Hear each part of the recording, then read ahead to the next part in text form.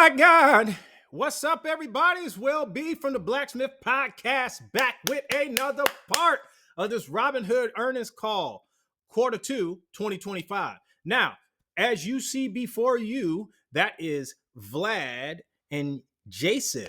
Vladimir Tenev is on the left. He is the co-founder and CEO of Robinhood, and we just heard everything from him that Robinhood is doing. Now we're going to hear from the CFO, Jason Warnick, the Chief Financial Officer, the money man. He's going to talk about all of the numbers. And so if you saw the first part of this, I know you're excited. And I know that's why you're back for part two. So without further ado, let's get into it. Or as my little man would say, let's get it. Talk about financials before taking some Q&A. Sounds good. Thanks, Vlad. Q2 was another great quarter as we drove market share gains, closed the acquisition of Bitstamp, and remained disciplined on expenses. As a result, we grew revenues 45% year over year, drove 81% incremental adjusted EBITDA margins, and doubled EPS from a year ago. That don't look good. Hey, Vlad said, hey, what? 45? Let me fact check that. Let's take a closer look at Q2 compared to last year. Revenues were $989 million. It's driven by strong year-over-year business growth. Trading volumes were up double to triple digits across all categories. Looking at some of our newer products, Q2 contract volumes were 11 million for futures, 17 million for index options, and nearly 1 billion for prediction markets. So a lot of good momentum there on the new products. Interest earning assets were up over 50%, driven by cash sweep, margin, and strong securities lending activity. And it's great to see our gold cash sweep balances have crossed 30 billion, up more than 10 times since we started the high yield offer less than 3 years ago. Yes, sir. And for Robinhood Gold, we grew it to 3.5 million subscribers. That's up over 75% year over year as we continue to broaden the value proposition. We also stayed. Hold on. Are y'all listening to this? High yield, they offered gold members. Are y'all listening to year over year, the increases that he's talking about? Like Robinhood is burning it up. And I'm telling you, the CFO staying quiet, the CEO staying quiet. They're not in any trouble. I see a wedding ring on Vlad's finger. Like, he's not in the news, not doing stupid stuff, no political games or stunts. Like, this is a company I can get behind. I'm telling you, this company, I predicted this probably over a year ago. Robinhood was trying to become a one-stop shop. I was just listening to their earnings calls and everything they said they were doing. And I was looking at the questions that people posted in there for them to answer. I'm telling you, they're becoming a one-stop shop. Disciplined on expenses in Q2. Adjusted OPEX and SBC was up just 6% year over year, leading to 56% adjusted EBITDA margins. Now for Bitstamp, as I've said previously, we expect about $65 million of costs in 2025. So we're layering that on to our full year outlook for adjusted OPEX and SBC, bringing it to 2.15 to 2.25 billion. As a reminder, this outlook does not include costs from our anticipated acquisition of WonderFi or provisions for credit losses. As we enter Q3, we're off to a fast start in July. Net deposits are around $6 billion. It's a really nice pickup from May and June. Let's go. Equity and options trading volumes are setting new monthly records. And crypto volumes for both Robinhood and for Bitstamp are at 6-month highs. So really great start to Q3. And we continue to see customers responding to our great margin rates, with margin balances now around 11 billion. See that? All right. So if you don't know what margin is, I trade on margin actually. So let's say you have like 30 grand and let's say you have 10 grand. You have 10 grand in Robinhood and you enable trade with margin. Margin means not your money. Essentially, that's what it means, right? let's say you have 10 grand in Robinhood and you trade on margin, they give you another 10 grand to invest. That's their 10 grand. You have to pay it back. But now let's say you make a good money move, you put it into Robinhood, and year over year, you wind up with 100% return. Now you have another 10 grand. So now you have 30 grand because you earned 10 grand off of their 10 grand. So now you actually have $20,000, and and you can give them their 10 grand back. But what they'll do is they'll keep increasing it as you are trading, and you keep increasing your portfolio. So you could get up to 100 grand of your money, and they'll give you 100 grand of their money. If you're making money using their money, they're going to give you more money. Does that make sense? Because you just have to be careful. I would never max out. Well, okay. I have maxed out my margin before. And when the tariffs got announced, they did a margin call. Now, this is me being transparent, right? I've maxed out my margin before, and they've done margin calls. And you know what I had to do? I had to ignore it for a couple days, and it didn't get no better. So what I did was I was praying. I didn't want to sell while stocks were down. However, I looked at the bright side. Well, I am up 86% on this one, even though they're down. I was up 140% because tariffs did some terrible stuff. I said, you know what? Let me sell 10 of these. And I went and I cherry picked some of my stocks. Let me sell 5 of these. Let me sell 10 of these. Let me sell 30 of those. Let me get rid of 100 of these. And I gave them some of their money back. And then when we started climbing up out of, I sold the bare minimum that I could sell, though, for the margin call to satisfy it.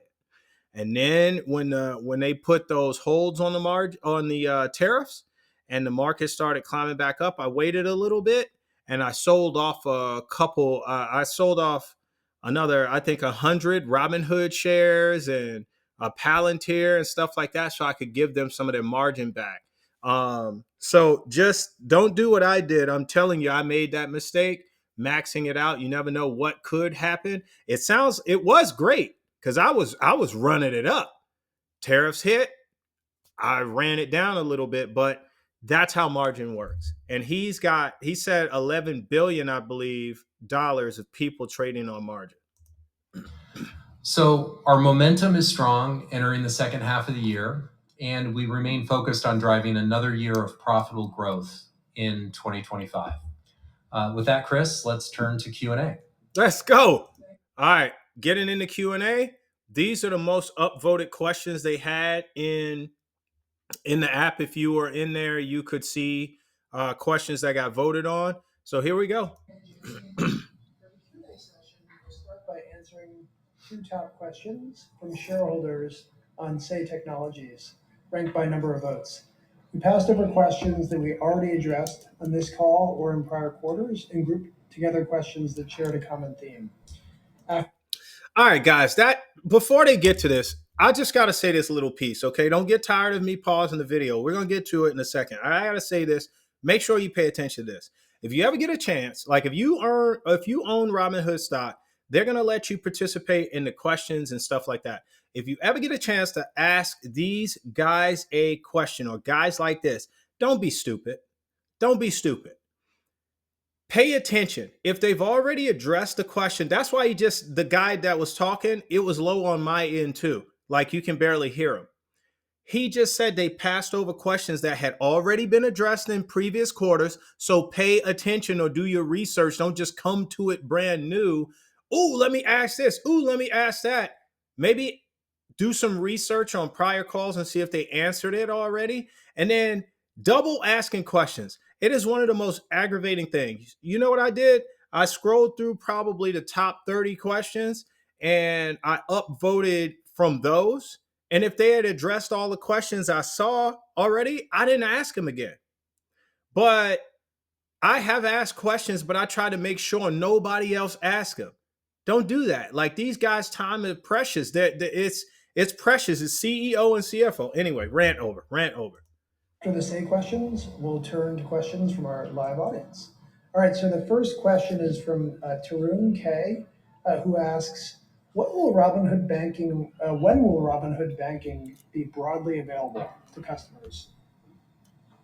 Awesome. Yeah, I'll field that one. Thanks for the question, Tarun. Let's go, Vlad. As a reminder, Let's we go, Vlad. announced Robinhood Banking at our Lost City of Gold event in San Francisco a couple months ago. And the idea behind Robinhood Banking, which is what inspired us to create this product, was that we wanted to deliver the private banking experience, which has typically been a high net worth experience, in digital form to the mass market. And so you have the best of private banking, which is high yield, things like estate planning, seamless integration between all of your other accounts, really nice net worth tracking, along with some innovative features like cash delivery, which actually we've started testing and piloting in the initial markets. So as I mentioned earlier, we've rolled that out internally, Robinhood Banking. It's making good progress. It's looking really, really good. And it's still on track for rollout to customers later in the quarter. All right, let me stop right here. Pay attention to what he just said, right? Listen, I was always a kid in school that they could read a little paragraph and they say, what's the main idea of the story? And I would always peel it 8 layers deeper than that. Pay attention to what he just said. They asked him about banking. He said private banking. He said it's always been available to like wealthier net worth or high net worth individuals, right? He's telling you that they're bringing you something that the common man, the average man, did not have access to. I have a sneaking suspicion because Vlad is first gen American. I forget where his parents are from, but he's first gen American. He has been on Earn Your Leisure 3 different times. And he tells a story. He had longer hair then. I think his parents didn't really come from that much, right? Or his family, maybe back in their country or maybe here or whatever, or he just has good character and a good heart. Because if you pay attention to what Vlad does, his company, Robinhood, is also looking to allow the common man to invest in private companies prior to them going public. Not every company even wants to go public. So if on the private side, that's that black market that we don't know about, they're looking to open the door. They're looking to tell you that there is a door, tell you where it is, and then open the door when everybody's lined up and let them legally walk through it. I really like this guy right here and his vision because he went to school for engineering, him and his buddy that started this company, and he climbed that ladder and he didn't kick the ladder down. What he did was, first of all, make sturdier ladders. He took those raggedy bamboo ones he climbed up and made them out of titanium. And then he put a slew of ladders all around. And then he started work. Now he's starting work on escalators and he's tunneling under. Like he's getting you over the wall and through the barrier if you're the common guy. You have to respect that because he doesn't even have to tell you what comes with private banking. He just told you certain of products that the high yield savings and high yield accounts and stuff like that. He gave you a peek behind the door because his net worth is such that he would know and we would not. All right. Thank you, Vlad. The next question is from Lewis H., who asks, does Robinhood have plans to step more heavily into lending, such as personal loans, auto loans? They addressed this already. Products? Lord have mercy. I'll start, and Vlad, feel free to jump in. As we've said over time, we want to be the place to custody all of our customers' assets and process all of their financial transactions. And I think lending plays right into this. You may have seen that through a partnership with Sage Home Loans, Gold members now have access to really great rates on mortgages. And one of the reasons they're able to deliver such great rates, and we're able to deliver such great rates to customers, is we're passing all of our share of that of the economics on to customers. And the early feedback has just been really tremendous. So if you're looking to buy a home loan, please become a gold member and check out the rates. We're also already providing some forms of credit. We've got the gold card. Vlad mentioned 300,000 card holders. We have margin, and over time, we've got pretty big ambitions across all transaction types. All right, guys, I'm going to end this video right here. I don't want to go too long. I was actually only going to do the CFOs, but since his numbers were so short, I said, you know what? Let me get like at least 2 questions in there. So now we got that. But on that last question, he said, pay attention to how he said it, right? Or what he said. As we've said before, they've already addressed this before. People keep asking the same questions, like ask better questions. Are you looking to deliver home loans and car loans? They've already said that. Do you have an updated timeline on when you might start offering car loans, like specifically this year, next year? Do you have a month in mind, a target date for home loans, home equity loans, and what different products if you can say, are you looking to roll out and when? Target date. Say something like that, man. Like they've already addressed this kind of stuff, but this is a phenomenal call, guys. And if you look at the time, we still have a lot left. We still have about an hour to go. Oh, we're going to get to it. The Blacksmith podcast, baby. We're going to go over SoundHound AI as well, but these guys right here, this is the company I'm most excited about. In all of my portfolio, this is the company that I'm most excited about. So you heard it here first. Robinhood is the Blacksmith podcast MVP. All right, folks, I will see you in the next one.